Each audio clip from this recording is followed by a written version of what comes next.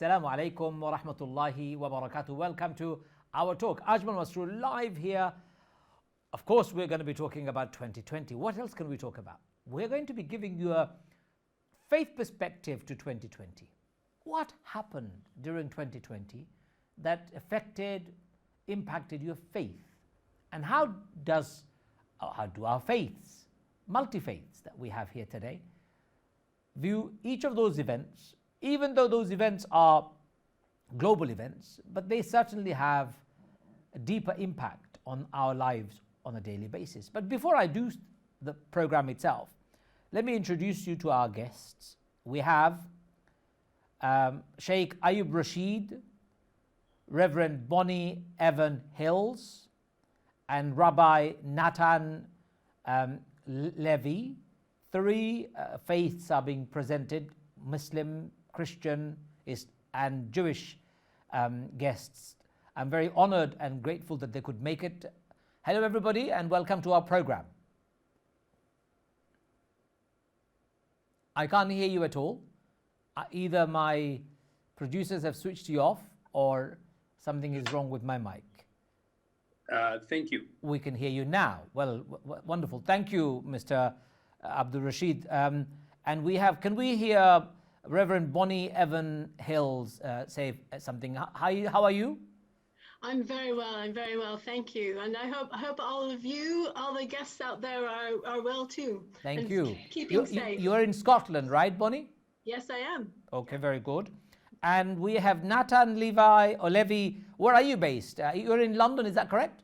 Ajmal, based in London. But it's an honor to be here with you all in this illustrious panel. Thank you. And Ayub Rashid, where are you based? I'm based in London, near Ilford. Okay, so you're not very far away from our studios. Very good. Welcome. Thank you very much. In this very cold day, when the world is hotting up, let me start by giving you the bad news. As we speak, ladies and gentlemen, a developing story in America, breaking news, of course, as we talk. Capitol Hill, the center of American politics, very place where Donald Trump was, let's start the other way around. The lawmakers were meeting to ratify the election of the president. And what happened? Some Trump supporters decided to descend, and they now have taken over the Capitol Hill. Apparently, extra police enforcement has been sought. Even the military request has gone out to send the military for help, but Pentagon has refused such a help. Things are getting pretty nasty in America. Let's just get a quick reflection on 2021 as we begin. Starting with you, Bonnie. How do you think, how do you assess what's going on in America and Capitol Hill from your faith perspective? I'm originally from the States and I hold an American passport and I voted in the last election. Oh, who did you vote for? I want to know. Well, Biden, obviously. I hope obviously. But actually, I'm in touch with a priest who's in Washington, D.C. itself. And she was at the church. Do you remember when Trump held his press conference on the steps of a church holding a Bible? Yeah, the photo opportunity he took when Black Lives Matter demonstrations were taking place. Yeah. So what was happening is in the church is that they had tables outside the church where they were providing food and water and first aid to those who were protesting. And before Trump could stand outside, of course, they had to clear the forecourt of all the church personnel, including this priest, who were helping the protesters. And so they were subjected to police clearance and tear gas and all sorts. So she was cleared from her own church so that Trump could do that. But wasn't Trump also getting blessing from God, praying, asking Christians to come together? Wasn't he doing all of this while being a loyal Christian? Well, is he a loyal Christian? I don't know. I don't think so. And I'm not shy to say I question whether he's a loyal Christian. Okay. But I mean, what I'm getting from my friend in Washington, who is a priest, she's saying, I'm at home at the request of my bishop praying for peace, but I can't help but wonder, where is the tear gas, the National Guard, the rubber bullets, police on horseback? They were used against me and others standing peacefully in support of Black lives. So yeah, while you hear a lot about all these conservative, well, I hesitate to even say conservative Christians, a certain small group of people who call themselves Christians who are backing Trump.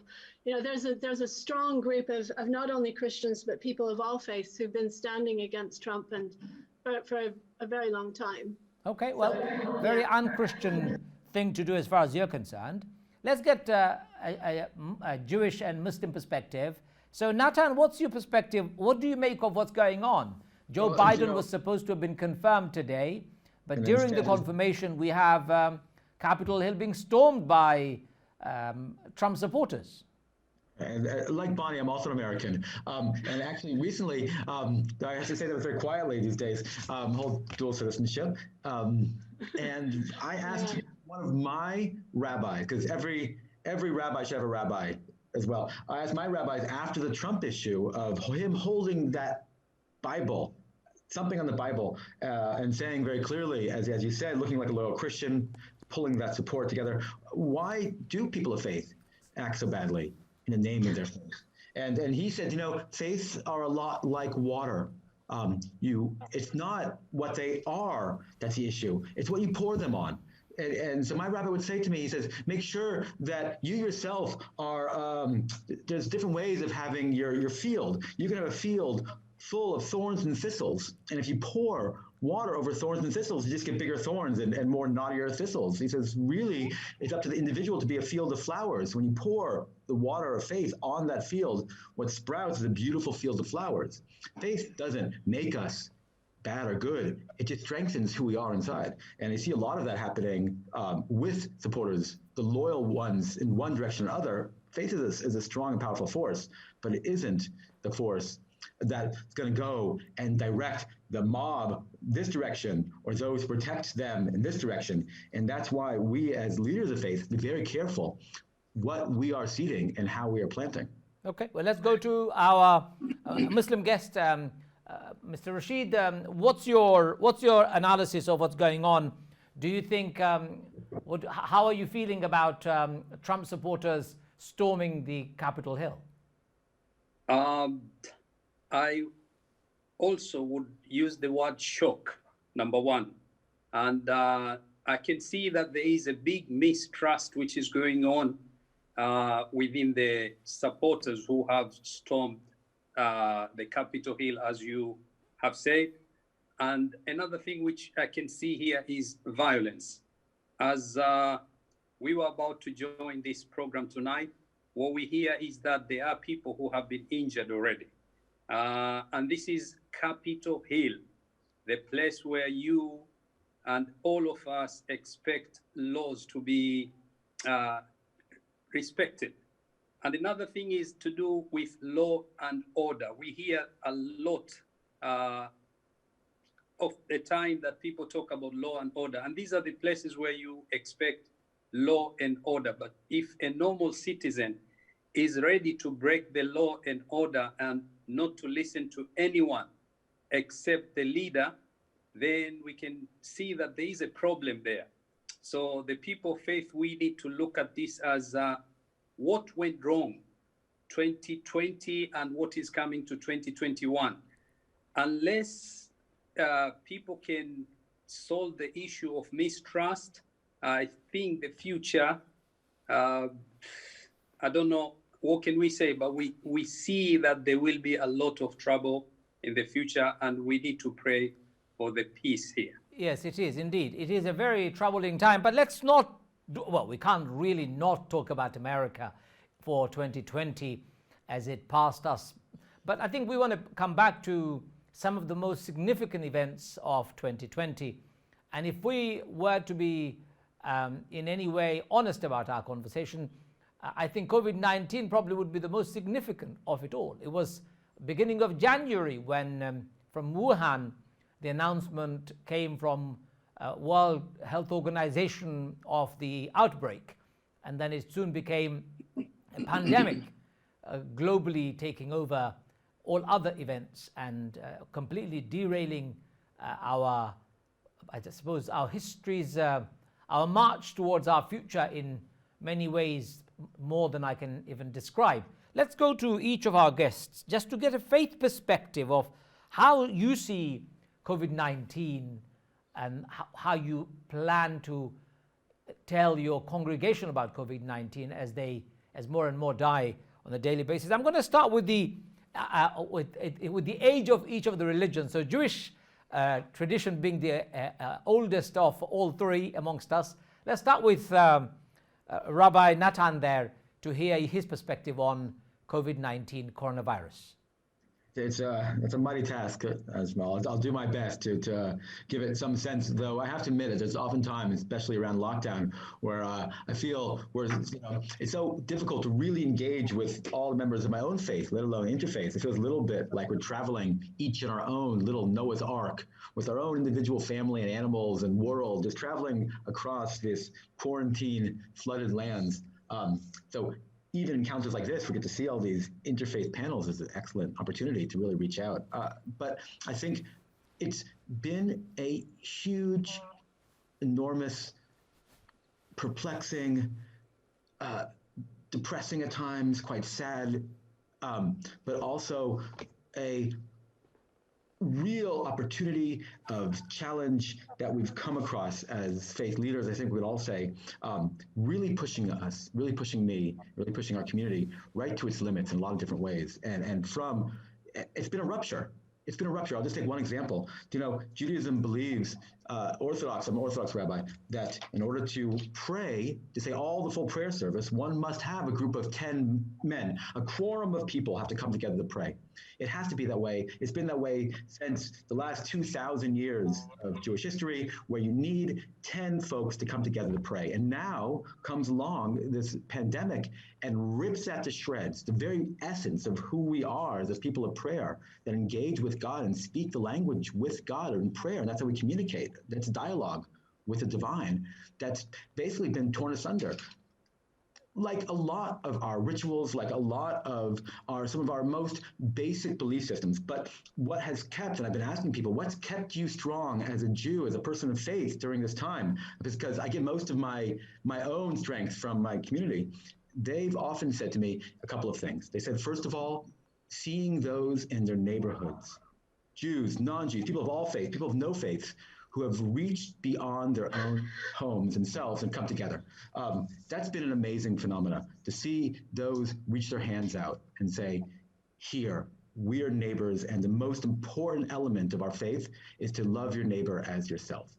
And I'm your neighbor. And for the first time, we get to know the names of our neighbors and whether or not they have concerns, whether or not they're shielding, and how we can support them.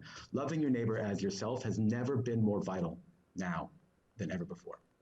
And the other thing is, this is a time of real rupture. Judaism oftentimes comes across crisis, but the way that one can handle crisis is by being overwhelmed by it. But in Judaism, the very word for crisis is also the word for birth.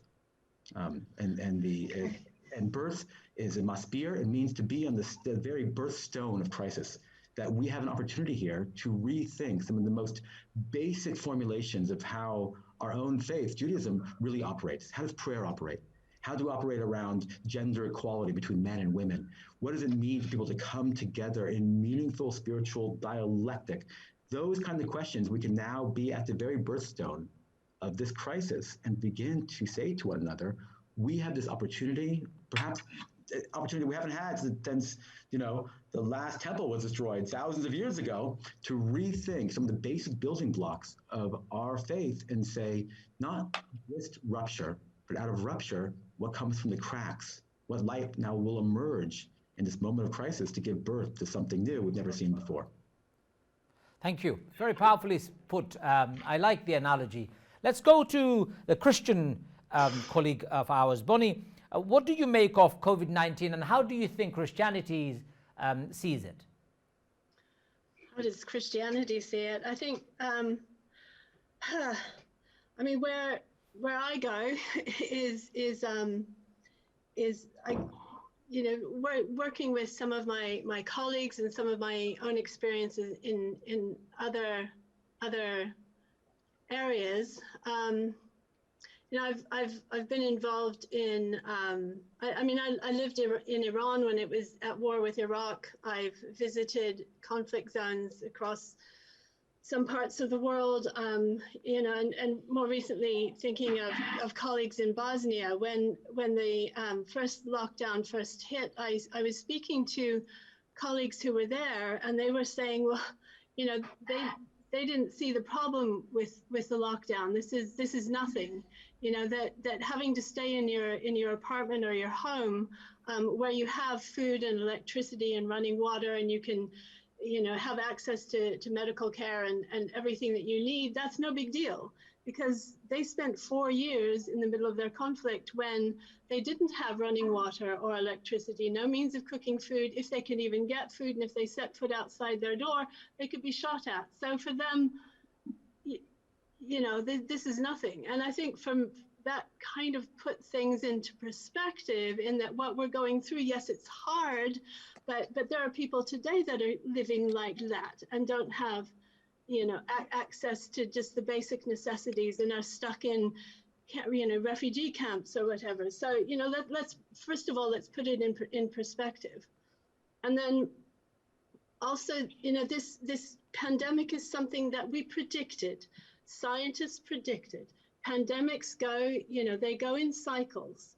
My own father was born during the time of the Spanish flu or whatever, and he would talk about how his family dealt with the repercussions of that. We expect pandemics. One of the colleagues that I work with here in Scotland was a scientist with the NHS, and he worked on the readiness for Ebola. There was a time when it was expected that Ebola might come to the UK, and how we would prepare. And I think at that point, what he describes is that we were very well prepared.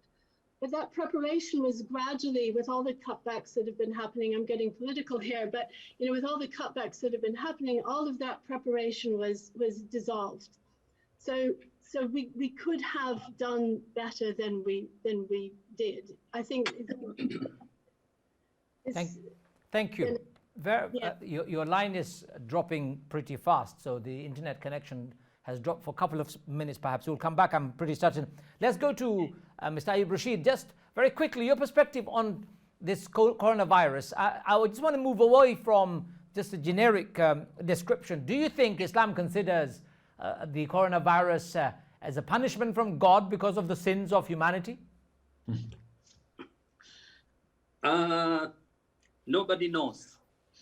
From an Islamic perspective, we can say nobody knows, because as we don't have a specific knowledge on this, but we can take it from general perspective, especially from the Holy Quran. If we look at chapter 2, Baqarah, verse 155, where you can see clearly that God says, "And surely we will try you with something of fear and hunger, and loss of wealth and lives and fruits, and give glad tidings to the patient." 156 continues to say, "Who, when an affliction befalls them, say, surely we belong to Allah, and to him we shall surely return." So if you take this general perspective, I can say clearly this is a test from God. And it is a wake-up call to each and every one of us. There are some scholars in Islam say when a pandemic like this happened, it could be a test, it could be a punishment, it could be a waking up call.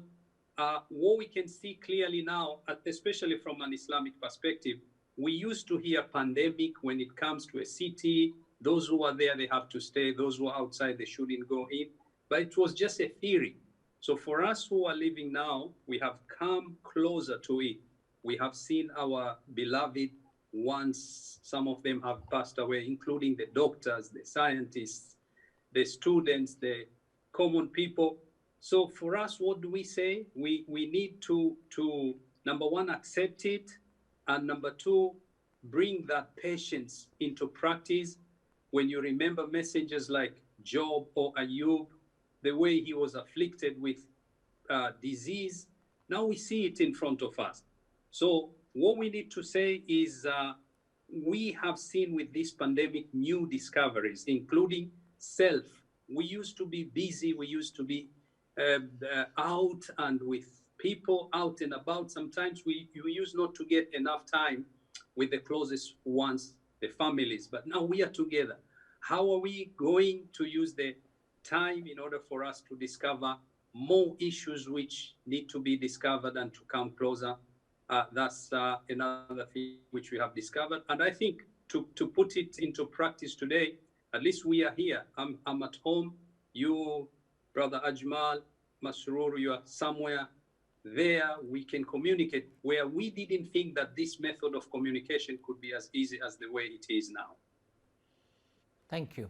Let's move on with this COVID-19. Obviously, we now have found a virus, and I am assuming in all three religions there is a consensus that we can take the virus. Is that correct? Christianity and Judaism and Islam, we all agree in terms of our faith teachings that taking a vaccine against a virus is perfectly valid and allowed. Is that right? Yeah. Definitely. And Judaism, is that okay? 100%. Yeah. And Islam? Yes, of course. Okay. So long as there are no dangers there, yes. So I suppose that's for all religions. So there is no need to carry that. Okay. So that's one particular issue that we have we've faced from our faith teachings. We are going to be tested. We're going to be tried. We're going to have to stay united. We're going to have to give people hope and not kick them while they're down. So that's the role of our faith leaders, as we have just heard from them. Let's go to the next significant event. So to the three faith leaders, I have given you coronavirus as one most significant one. What would be your most significant event of 2020 that tested your faith? And I'm going to start with the youngest of the three religions, Islam, this time first. So Ayub Rashid, you can start with your most significant event of 2020 and how you interpret it according to your faith. It's difficult to choose one in particular, but I think looking at someone like Rashford, the football player, and the way he came about to talk about the students, some families who do not have food, and they were depending on school dinner. For me, that was the biggest thing which, even though I knew there are some families who may go hungry sometimes, but the amount of it, I did not foresee it until when Rashford came to speak about it. So what happened is the biggest issue which happened to me is when I saw young people from my own community, they decided to chip in whatever they could in order for them to help the people who are in need in terms of food. So they went distributing food to the neighbors and even to the people they didn't know. For me, that was something which is very good, came from this time of pandemic. And I think we need to cherish that again and again. So for you, the most significant event for 2020 is Marcus Rashford's jumping to aid those who are hungry, especially children, and the miserable failure of our government in coming forward to feed our children, or refusing in the first place.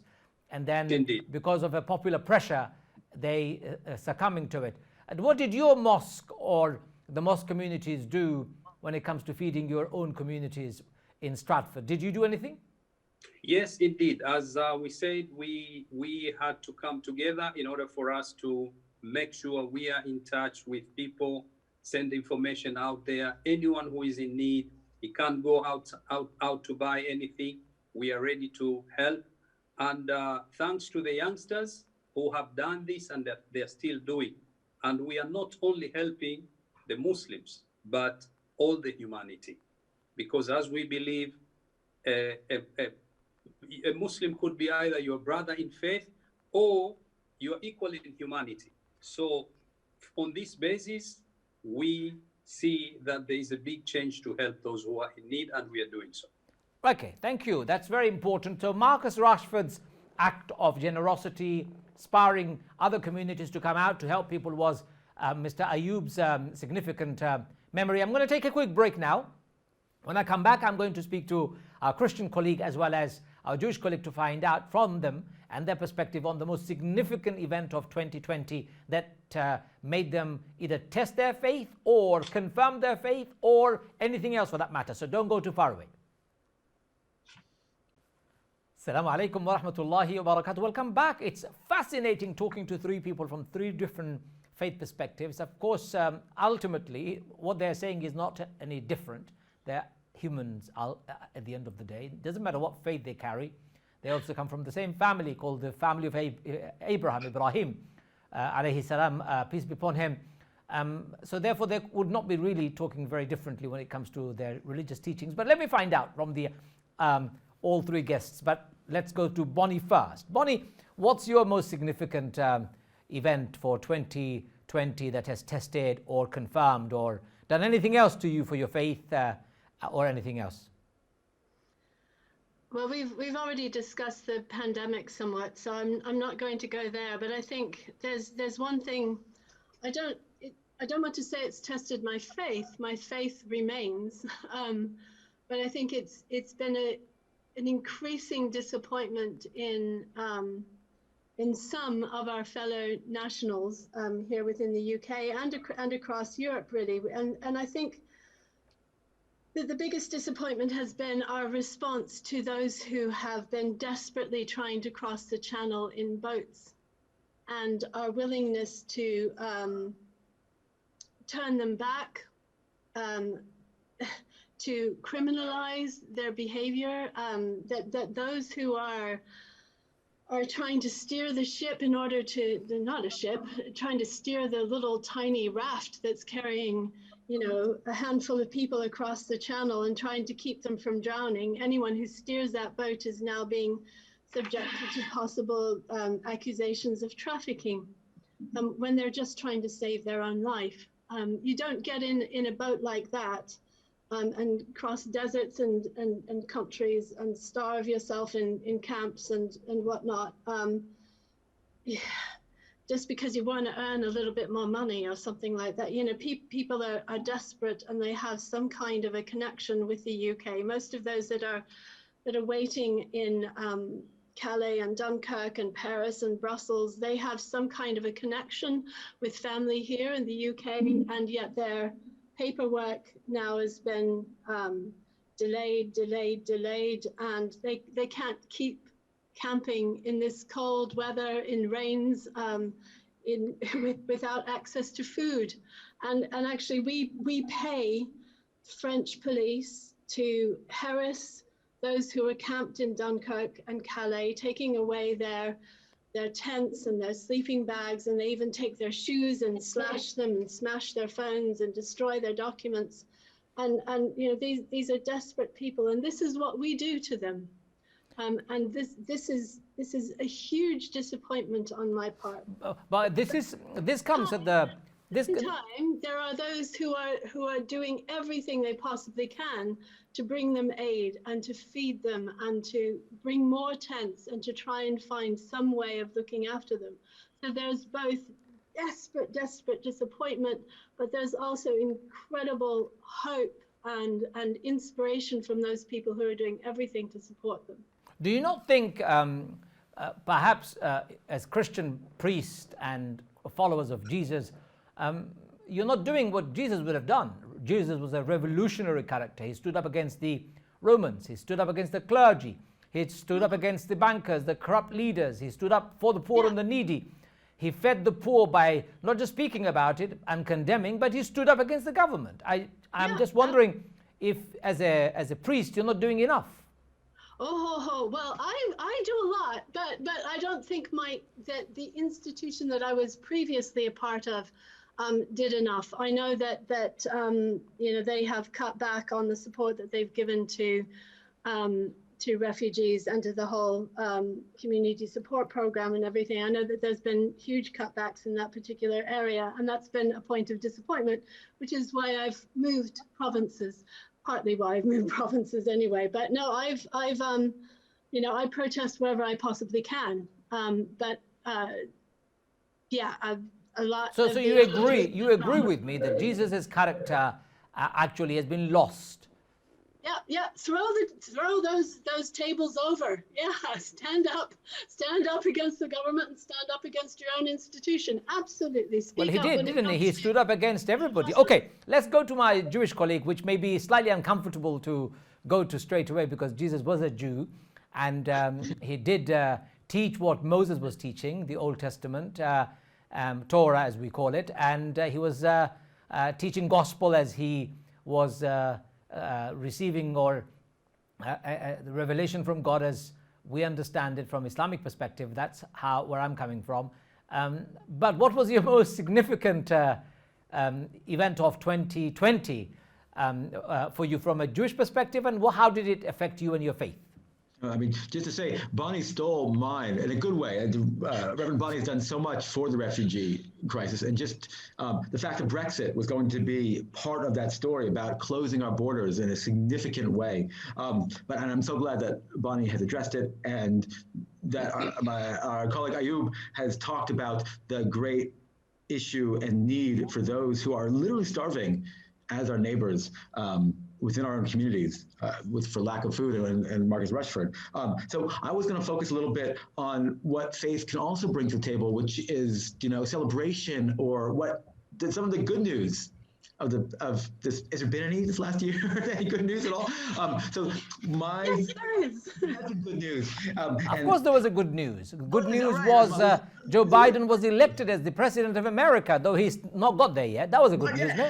Getting there. But I wanted to really pick up on that point. And not just as American, because Biden has just brought in a fellow called John Kerry to be leading on the environmental policy. And that means, of course, as he said again and again, that he will rejoin the Paris Accord, one of the lasting global agreements around ecology for the good. And that can be a model for not just for how politicians and governments and states work together, but I think is a model that we as people of faith, community of faith, I always tell to my own Jewish community, we as Jews can never solve any of the climate issues on our own, but together, as people of faith, we carry significant weight, and as faith leaders, politicians can come and go. They're elected every some odd 4 years. When they decide to go. But we as people of faith, it's hard to get rid of us. Stick around, and our ideas stick around for the long term. That I think is the most powerful, perhaps significant and long-lasting. The issue of the Paris Accords, the issue of once again. The United States reuniting on this global front as one of the largest economies in the world. And it reminds me of what a leader who we lost this year, the former chief rabbi, Jonathan Sachs, may his memory be a blessing. He would always say to me, around the environment, he would say, listen, Natan, we as people of faith, different faiths, we may not yet share the same heaven, he says, but we have to always share the same earth. And I think that lasting message from a leader who has now unfortunately left us, and his teachings still remain, which is that we have to share this same earth. Okay, thank you. Coming to the Muslim guest, to Christian, to the Jewish guest, which was a very good journey for me to see it the other way around. It was also quite significant in our history this year particularly, that because of COVID-19, all of our churches, synagogues, mosques, places of worship, even places of pilgrimage were shut. So going back to you, Ayub, Rashid, Hajj, for example, pilgrimage was didn't go ahead this year in the global sense of the word. Smaller pilgrimage, Umrah, to the global community is still closed. Mosques up and down are closed, and has again closed in some areas because of the second lockdown or third lockdown. I've lost count of lockdowns now. Let's get your response very quickly. How has the community taken, and how do you assess this from a faith perspective, the closure of the mosques? Ayub Rashid. Yeah, before I go there, there's a statement which I made before the break, which I said a Muslim is either your brother in faith or equal in your humanity. But the correct statement from Imam Ali is a human being is either your brother in faith or your equal in humanity. That's number one. Regarding the closure of the mosque and looking at the Hajj this time, that it wasn't the Hajj, the pilgrimage, which we used to know. And I think because I have gone many times to perform Hajj, I can say I was one of those people who used to take it maybe for granted that we can come and go. But this pandemic came and it stopped each and everything. So now looking at the mosque, actually talking to our members of the congregation, and as you know, you yourself being an imam, our prayers are done in congregation in order for us to get more reward. There is that sense of community. So there are many people who time and again, up to now, we have closed our mosque for safety reasons. So now we feel that there is that urge from the community members, when are you going to open? Please open. We want to come to pray together. So for us, it's pain, because we know that we want to safeguard the health of our community members, but at the same time, we want to go pray Jama'ah together. So it's a big issue, and I think this will stay within our minds for quite a long time. And another thing which we are missing is the madrasa, our Islamic schools, which we used to meet with the students and discuss each and everything easily. There are some families who have not been managed to join online classes, which we do because of few reasons. So closure of the mosque is a big thing. And I pray that this pandemic will come to the end early, as soon as possible, so that we can go back to normal days, inshallah. What about our Jewish friends? Did you close down your synagogues and places of worship as well? So depending on the tiers, depending on the different gradations of the lockdown, depending on timing, many of them were shut down. Currently, there are a certain number of synagogues that are staying open as the lockdown allows for, within the framing of social distancing and wearing masks. And we, as Faith Forum for London, and a program we're working for, what's called Strengthening Faith Institutions, are really pushing and seeing a lot of good results around the compliance, COVID compliance, having an officer, having a risk assessment. So on that basic level, I've walked into gurdwaras and mosques and felt much safer because of the great precautions people are taking there, not just because the government says so, but because they believe it is what God demands of them. So I feel much safer when I walk into a gurdwara, a Hindu temple, a mosque, even my synagogue, than I do often when I walk into a Tesco's or a supermarket, because there is this layer of not just guidelines as the legal codes say, but there's this extra level of people are really taking to heart that God demands of them to take the life of the human, of health, and these rules aren't here because Boris Johnson, our prime minister, says so. They're here because God wants each of us to flourish in our own unique way. And so I do believe that some of the synagogues are closing. Some of them are remaining open for very limited times. Like my colleague Ayub said, it breaks my heart that we can't pray together. It breaks my heart that what normally happens, where people huddle around the scroll, the Torah, and read together and point out, a father points out to his son, a rabbi to a student, exactly where you are and the learning that happens, and that very interconnectedness that happens, that's all been torn apart. But, other elements come through. We just had a holiday called Hanukkah. where everyone, as you walk down this little corner of where I live in North London, so, you saw these little lights. And it wasn't the Christmas lights, it was just candles burning. And because it's been so dark in so many different ways, that little bit of light from the candles burning to mark this holiday of Hanukkah meant that much more. Thank you. Thank you. Did your church close and did your congregation protest? Or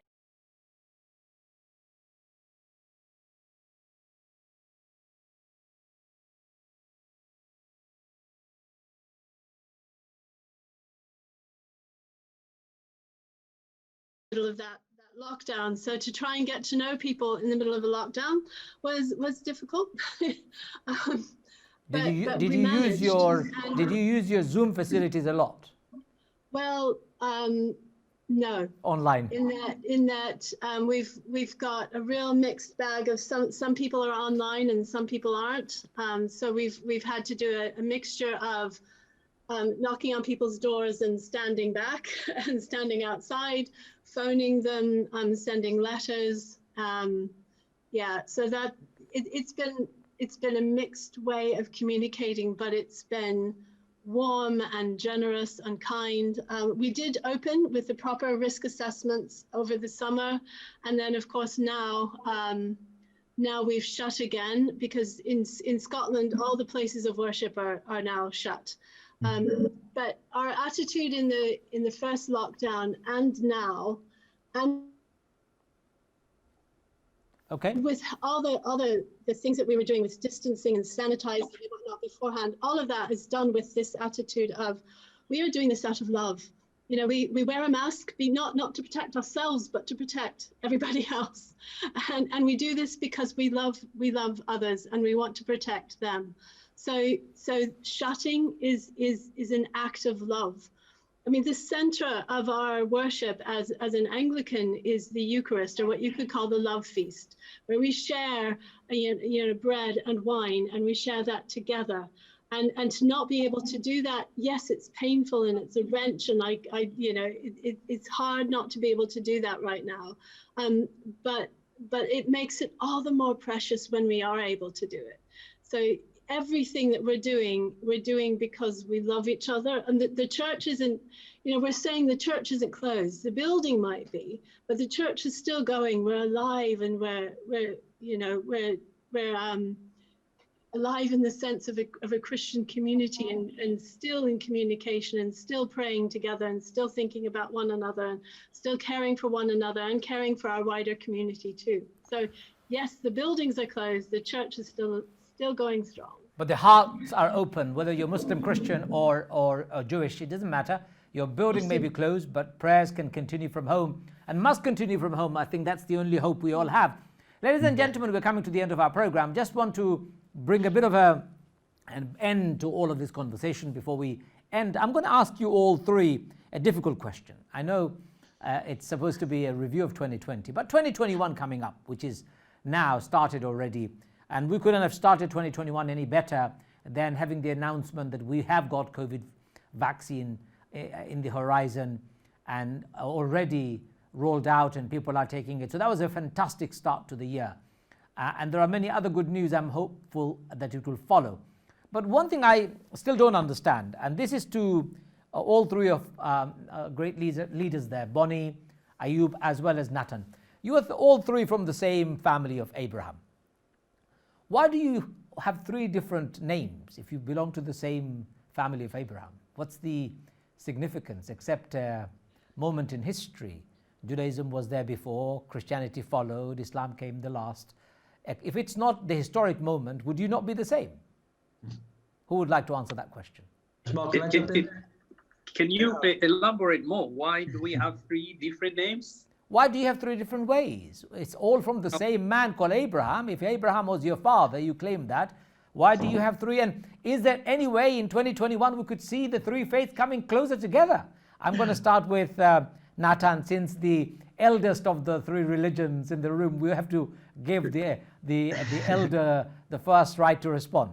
It's all the gray hair. What a great question, by the way. And you can say moments like this and opportunities like this your show is allowing us to come together right now. But I want to say just one interesting question. Do you know that Abraham was really allergic to houses? He never lived in a house. Like there's houses all around. He goes to visit Pharaoh and he's in a house, and he goes to visit Avimelech and he's in a house, and he goes to there's houses around, and Abraham keeps living in a tent, which is strange, right? Because what's up with, why doesn't he live in this tent? He keeps moving around from place to place to place. He never settles down, and wherever he goes, he just keeps going from place to place in a tent. He's just allergic to a house.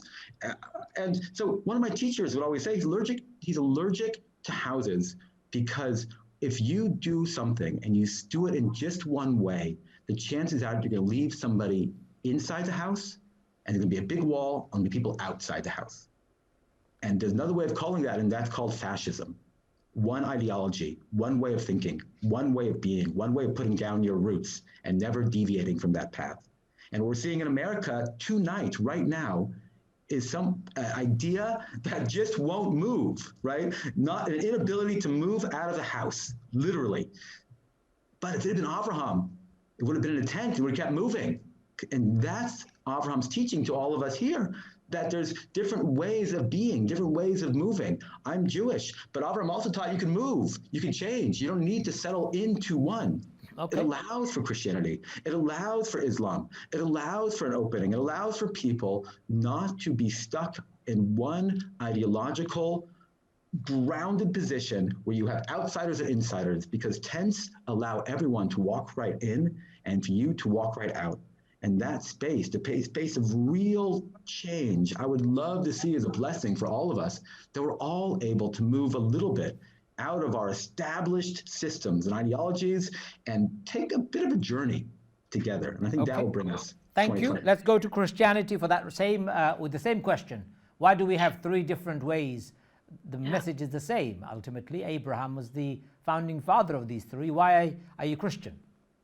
I'm going to make one short analogy, I hope, and then just tell a little. You have 1.5 minutes to respond to that. Okay.